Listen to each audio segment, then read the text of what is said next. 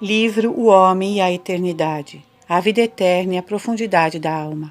Padre Garrigou Lagrange. A bem-aventurada Virgem Maria, Mãe de Deus, patrona da boa morte, em sinal de profunda gratidão e de humilde obediência. Introdução. Gostaríamos de falar aqui da outra vida e de sua luz para nós, considerando principalmente a profundidade da alma, primeiro na vida presente, depois com respeito ao julgamento particular, no instante em que a alma se separa do corpo.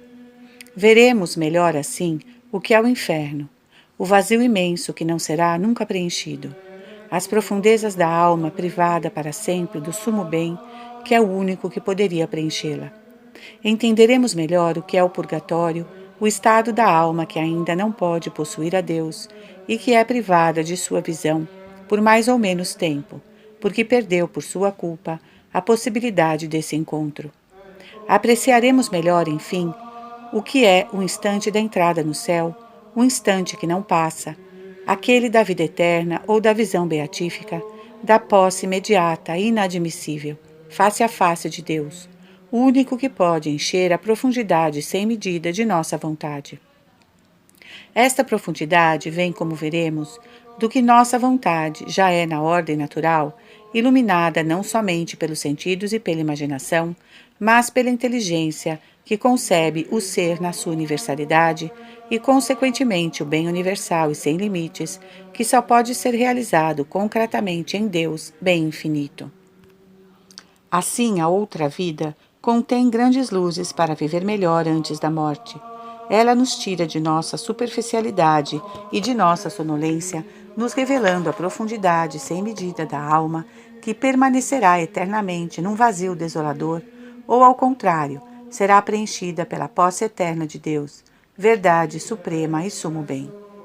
Os místicos, em particular Tauler e Luiz Blócio, frequentemente falaram de um modo metafórico do fundo da alma, em oposição às coisas exteriores. Também chamavam-lhe cimo da alma, em oposição a essas mesmas coisas sensíveis consideradas como inferiores. Sabemos menos o que Santo Tomás disse em linguagem menos metafórica sobre a profundeza da vontade e em que sentido ela é sem medida. Esse ponto de doutrina é, no entanto, capaz de esclarecer vários dos grandes problemas, impedindo-nos de nos determos numa consideração superficial. Essas páginas são escritas com constante preocupação da exatidão teológica e da propriedade dos termos. Não recorremos à metáfora, senão muito raramente, quando não há outro meio de expressão, e tendo cuidado de dizer que se trata de uma metáfora. Este livro é, portanto, um tratado de novíssimes, ou dos fins últimos. Tem por objetivo iluminar as almas, fazê-las tomar consciência da extensão de suas responsabilidades. Busca afastar da perdição aquelas que estão no caminho da condenação.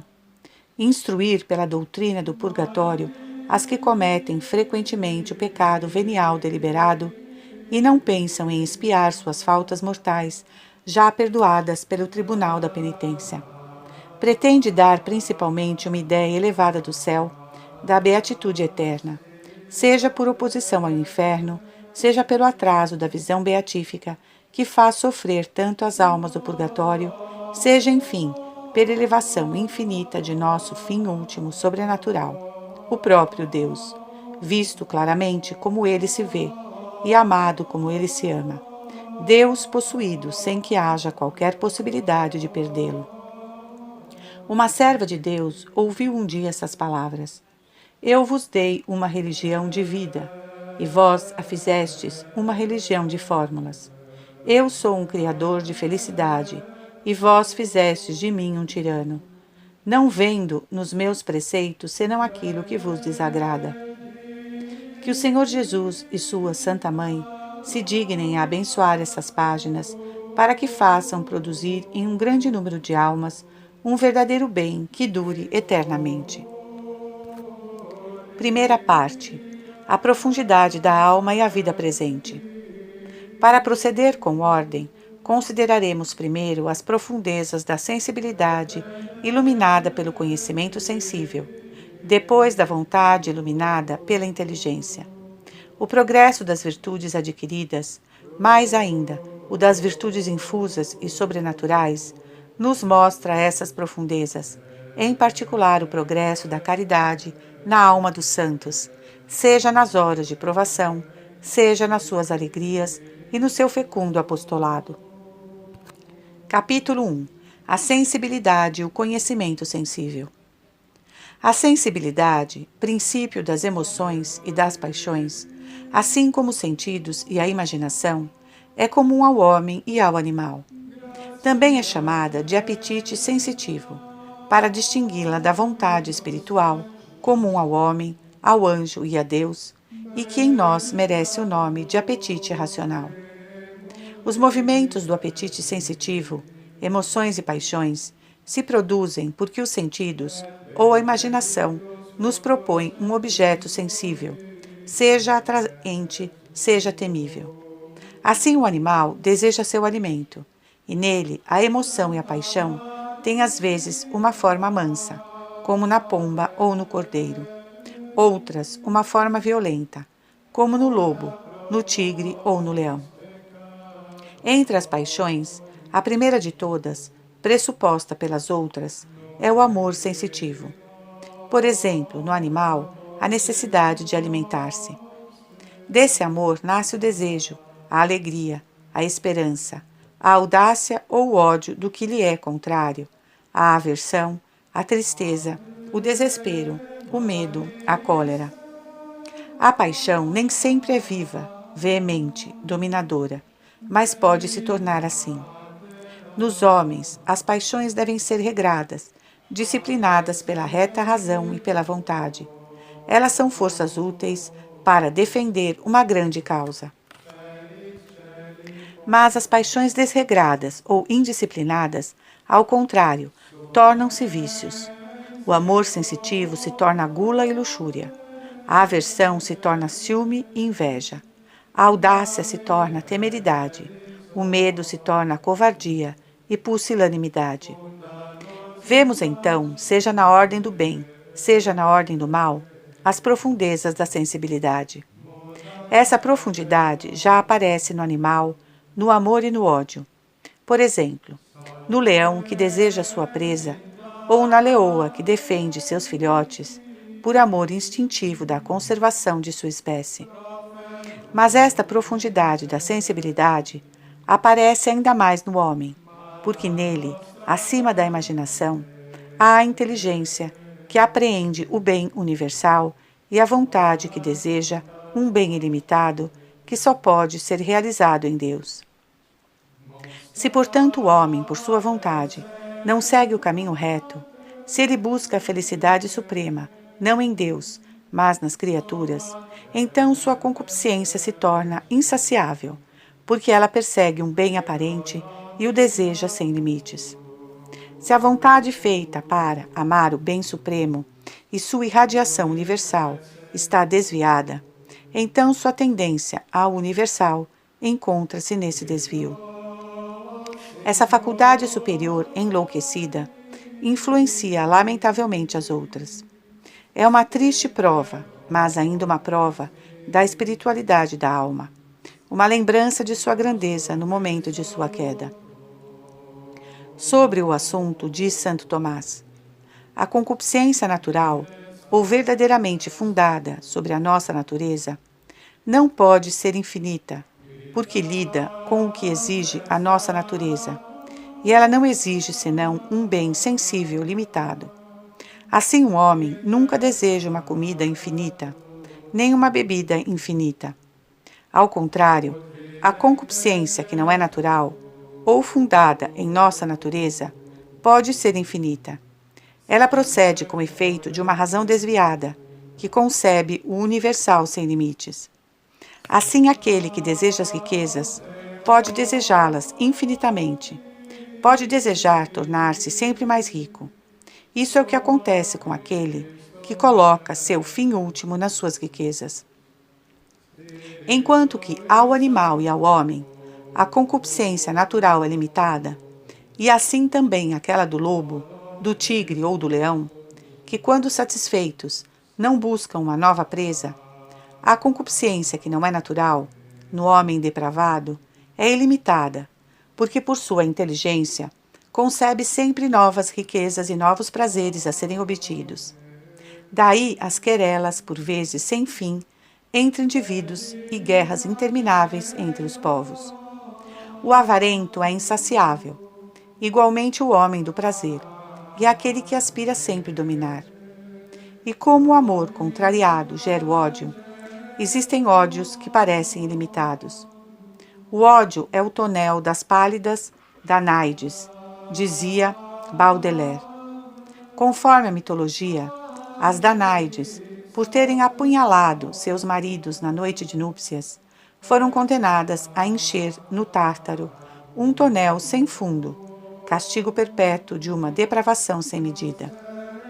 Se assim é a profundidade da sensibilidade, comum ao homem e ao animal, como será aquela da vontade espiritual, comum ao homem e ao anjo? Capítulo 2. A vontade iluminada pela inteligência, sua amplitude ilimitada. Poucas pessoas têm refletido profundamente na superioridade da inteligência sobre a imaginação e a superioridade da ideia sobre a imagem que a acompanha. A inteligência difere dos sentidos externos e internos, mesmo dos mais elevados entre eles, na medida em que ela tem como objeto primeiro não os fenômenos sensíveis, a cor ou o som, a extensão ou os fenômenos da consciência, mas o ser ou o real inteligível, considerado na sua universalidade. A inteligência conhece, portanto, as razões de ser das coisas, as causas dos eventos, seu fim ou seu termo. Ela se eleva mesmo ao conhecimento da causa suprema, Deus, ser infinito e bem infinito.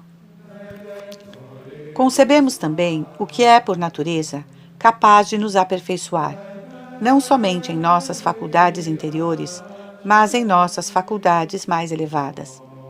A inteligência concebe, consequentemente, o que deve ser o bem, sempre e em toda parte, para assim nos aperfeiçoar. E como concebe o ser universal, que não só se realiza concretamente e sem limites no Ser Supremo, concebe também o bem universal, que só se realiza concretamente e sem limites no sumo bem, que é a própria bondade. Mas, se é assim, qual não será a profundidade de nossa vontade espiritual, que é iluminada diretamente, não pelos sentidos ou pela imaginação, mas pela inteligência? Enquanto que a imaginação do herbívoro lhe faz desejar a erva, necessária à sua subsistência, enquanto que a imaginação do carnívoro lhe faz desejar a carne, que é seu alimento, a inteligência do homem lhe faz desejar o bem na sua universalidade e, consequentemente, o bem sem limite, que só se realiza concretamente em Deus, porque só Ele é o próprio bem por essência. E se a sensibilidade do herbívoro e do carnívoro faz com que desejem sempre seu bem limitado, a vontade do homem o leva a desejar um bem sem medida. Qual será então a sua profundidade? Capítulo 3. A profundidade de nossa vontade é ilimitada. Só Deus, visto face a face, é capaz de preenchê-la. Se Santo Tomás diz que em alguns homens, como o avarento, a concupiscência das riquezas é infinita, o que devemos dizer então do desejo da vontade espiritual? Quanto mais o conhecimento espiritual dos bens superiores e do bem supremo se eleva, mais este desejo espiritual cresce. E a fé cristã nos diz que só Deus, visto face a face, pode satisfazê-lo. Portanto, nossa vontade é verdadeiramente, num sentido, de uma profundidade sem medida. É por isso que a beatitude e a verdadeira felicidade, que o homem já deseja naturalmente, não podem se encontrar em nenhum bem limitado ou restrito, mas somente em Deus, conhecido ao menos de modo natural e amado eficazmente acima de todas as coisas. Santo Tomás demonstra que a beatitude do homem, pelo fato de ele conceber o bem universal, não pode estar nem nas riquezas, nem nas honras, nem na glória, nem no poder, nem em nenhum bem do corpo, nem em um bem finito da alma, como a virtude, nem em qualquer bem limitado. E sua demonstração funda-se na própria natureza de nossa inteligência e de nossa vontade. É impossível que a bem-aventurança do homem consista em qualquer bem criado. No entanto, a bem-aventurança é um bem perfeito, que satisfaz totalmente o apetite. De outro modo, não seria o fim último, uma vez que ainda restava alguma coisa apetecível. Porém, o objeto da vontade, que é o apetite, é o bem universal, assim como o objeto da inteligência é a verdade universal. Estamos, pois, a ver que nada pode satisfazer a vontade do homem, a não ser o bem universal. E este não se encontra em nenhum bem criado, mas somente em Deus, porque a bondade de toda criatura é particular. Conclui-se, portanto, que só Deus pode satisfazer a vontade humana. Quando acreditamos encontrar a felicidade no conhecimento de uma ciência ou numa amizade muito nobre, não tardamos em perceber que é um bem limitado, o que fazia Santa Catarina de Sena dizer: se quiserdes que uma amizade dure, se quiserdes beber por muito tempo neste copo, deixai que ele se encha sempre na fonte de água viva. De outro modo, não podereis mais saciar vossa sede. É impossível, portanto, que o homem encontre, em algum bem limitado, a verdadeira felicidade que deseja naturalmente, porque sua inteligência, constatando imediatamente seu limite, concebe um bem superior, e naturalmente a vontade o deseja. Se nos fosse dado ver um anjo, ao vê-lo imediatamente na sua beleza suprassensível, puramente espiritual, ficaríamos em primeiro lugar maravilhados.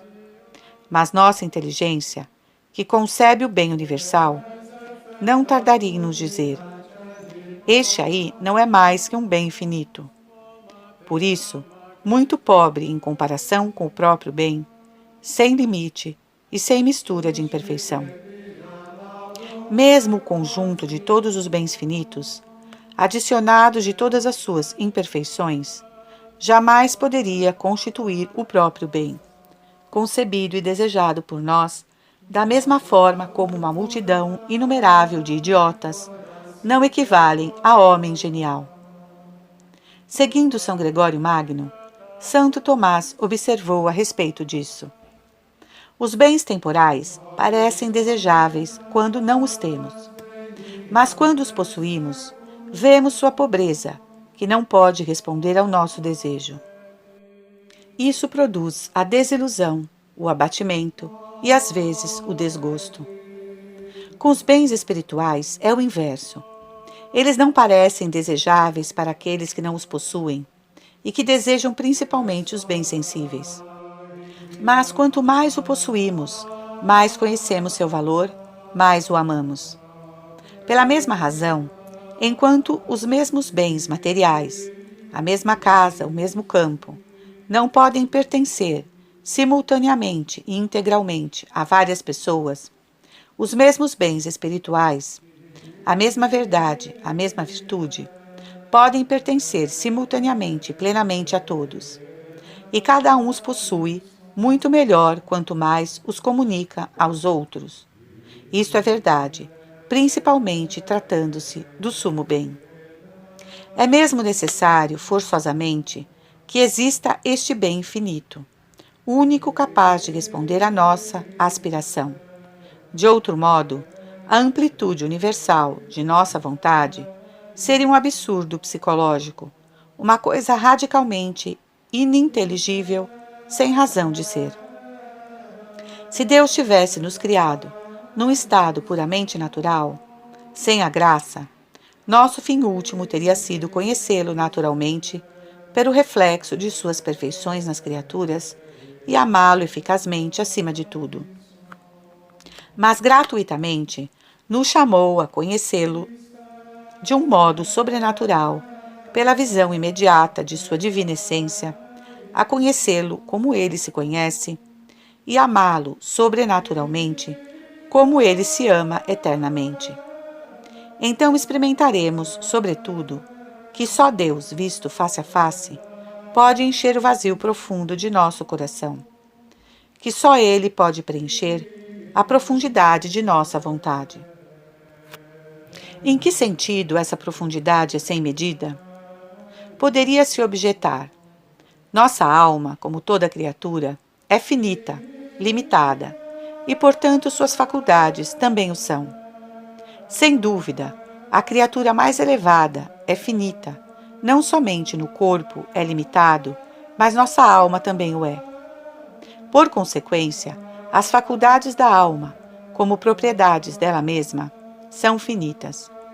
No entanto, nossa inteligência, embora finita, é feita para conhecer a verdade universal e a própria verdade que é Deus. Do mesmo modo, nossa vontade, embora finita, é feita para amar um bem sem limites. Evidentemente que, mesmo no céu, nosso ato de visão beatífica, por parte do sujeito cognoscente, seja finito, mas se dirigirá a um objeto infinito. O alcançará de um modo finito, finito modo, sem o compreender plenamente, em toda a sua cognoscibilidade, tanto quanto Deus se conhece a si mesmo, mas o alcançará imediatamente. Veremos, sem nenhum intermediário, a essência infinitamente perfeita de Deus. Aqui na Terra, o olho nu, por limitado que seja, vê a imensidade do oceano e pode avistar, na noite, até as estrelas que estão a milhares de léguas de nós. Também no céu, o nosso ato de visão da essência divina, sem ter a penetração da visão incriada, divisará imediatamente a essência divina. Nosso amor de Deus, permanecendo finito do lado do sujeito, dirigir-se-á imediatamente ao bem infinito. Nós o amaremos à nossa maneira finita, mas só poderemos repousar nele. Nenhum outro objeto poderá satisfazer nossas aspirações. Então, diz o salmista, nossos desejos serão saciados somente quando sua glória aparecer. Satyabur cum aparuerit glória tua. Ainda agora, nosso coração não encontra um verdadeiro repouso durável, senão no amor de Deus. Neste sentido, do lado do objeto capaz de satisfazê-la, nossa vontade é de uma profundidade infinita. Ela é finita como ser, tal como nossa inteligência, mas se abre ao infinito. Os tomistas dizem: estas faculdades superiores são finitas na sua entidade, como propriedade da alma, mas têm um objeto sem limites. Já na ordem sensível, nossa visão, por restrita que seja, alcança as nebulosas na imensidade do firmamento. Capítulo 4. O fundamento da liberdade. Só Deus, visto face a face, pode atrair a nossa vontade de forma irresistível. Do que se disse anteriormente, conclui-se que só Deus, visto face a face, pode atrair irresistivelmente nossa vontade diante de todo objeto finito. Ela permanece livre. Santo Tomás escreve: se propomos à visão, que tem por objeto a cor, uma coisa atualmente colorida e iluminada sob todos os aspectos, a visão não pode deixar de percebê-la. Porém, se lhe propomos um objeto que não é colorido, ou é apenas iluminado por um lado e totalmente escuro por outro, a visão não perceberá este objeto se lhe for apresentado do lado onde não é colorido ou luminoso. Ora, Assim como a cor é o objeto da visão, o bem é o objeto da vontade. Se, portanto, lhe for proposto um objeto que seja universalmente bom, sob todos os pontos de vista, a vontade, se quer algo, há de tender a ele necessariamente, pois não poderia querer o oposto. Se, ao contrário, o objeto apresentado não é bom, sob todos os pontos de vista, a vontade pode deixar de desejá-lo. E como a ausência de qualquer bem que seja pode ser chamada não bem, somente o bem sumamente perfeito, ao qual nada falta, a vontade não pode deixar de querer. Esse bem é a beatitude. Nós não podemos não querer a felicidade, não querer ser felizes, mas nos esquecemos frequentemente que a verdadeira e perfeita felicidade só se encontra em Deus, amado acima de todas as coisas. E aqui na Terra, somos livres para amá-lo, porque não o vemos imediatamente tal qual é. E podemos nos afastar dele, considerando que aquilo que ele nos ordena desagrada nosso orgulho e nossa sensualidade. Mas se o próprio Deus, que é bem infinito, se manifestasse imediatamente, claramente, face a face, seria impossível não o amar. Ele saciaria perfeitamente nossa capacidade afetiva, que seria irresistivelmente atraída por ele. Ela não conservaria nenhuma energia para escapar de sua atração. Não poderia encontrar nenhum motivo para se afastar dele, ou mesmo para suspender seu ato de amor. Essa é a razão pela qual aquele que vê Deus face a face não pode mais pecar. Como diz Santo Tomás, a vontade daquele que vê imediatamente a essência de Deus o ama necessariamente e não ama nada senão em relação a Deus, do mesmo modo que aqui na Terra queremos tudo em vista de sermos felizes. Só Deus visto face a face pode cativar invencivelmente nossa vontade. Pelo contrário, nossa vontade permanece livre de amar ou de não amar todo objeto que é bom sob um aspecto e não é bom o suficiente sob outro. A própria liberdade se define como a indiferença dominadora da vontade em relação a todo objeto que é bom sob um aspecto e não bom sob outro. Essa definição da liberdade se aplica não somente à liberdade humana, mas à liberdade angélica e, analogicamente, à liberdade divina. Isso mostra que Deus era livre de criar-nos ou não, de nos elevar à vida da graça ou não. Vemos assim que nossa vontade é de uma profundidade infinita, no sentido que só Deus, visto face a face, pode satisfazê-la e irresistivelmente atraí-la. Os bens criados não podem, por causa disso, exercer sobre ela uma atração invencível. Eles só a atraem superficialmente, porque ela é livre para amá-los ou não. É tarefa da vontade antecipar-se a esta atração, que por sua vez é incapaz de vir completamente até ela. Por isso, ela determina o juízo que deve determinar a si mesma. Pela mesma razão, ela mantém a inteligência na consideração do que lhe agrada, suspende a investigação intelectual ou deixa de segui-la.